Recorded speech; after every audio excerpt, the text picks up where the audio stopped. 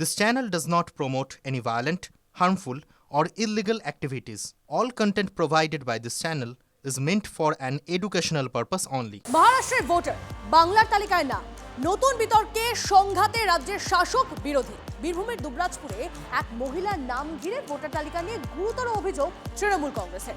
অভিযোগ, মহারাষ্ট্রের নাসিকের বাসিন্দা বিজেপি নেত্রী উজ্জ্বলা বুরুঙ্গলে বীরভূমের দুবরাজপুরের ভোটার। বিজেপি নেত্রী দুবরাজপুরের বাড়িতে TV9 বাংলা কি বলছে তার পরিবার, শুনুন।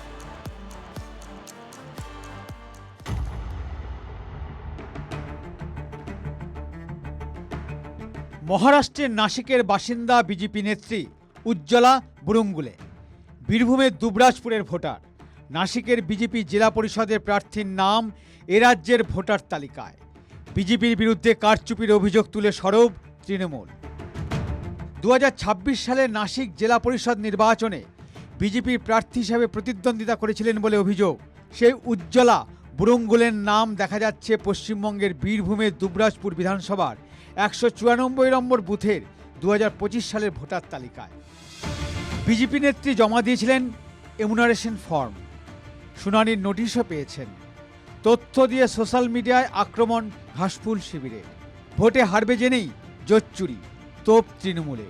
এই নিয়ে তুতু ম্যায় ম্যায় শুরু।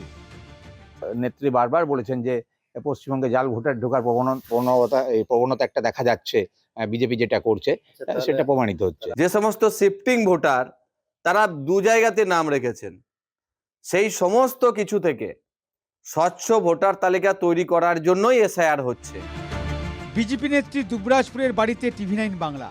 উজ্জ্বলা বুরুঙ্গুলে এ রাজ্যেরও ভোটার বলে স্বীকারোক্তি পরিবারে। আপনার স্ত্রী ভোটে দাঁড়িয়েছে ওখানে? কোন ভোটে দাঁড়িয়েছে? जिला परिषद। কোন পার্টির হয়ে? शिवसेना बीजेपी। তাহলে এখানে উনি কবে এসেছিলেন?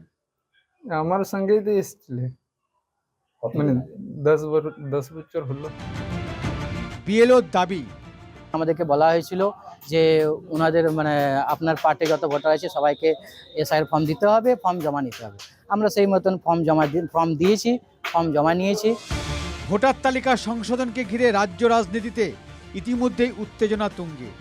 তখন এই অভিযোগ নিয়ে নতুন করে রাজনৈতিক সংঘাত আরও বাড়বে বলেই মনে করা হচ্ছে। বীরভূম থেকে হিমাদ্রি মণ্ডলের রিপোর্ট, TV9 বাংলা।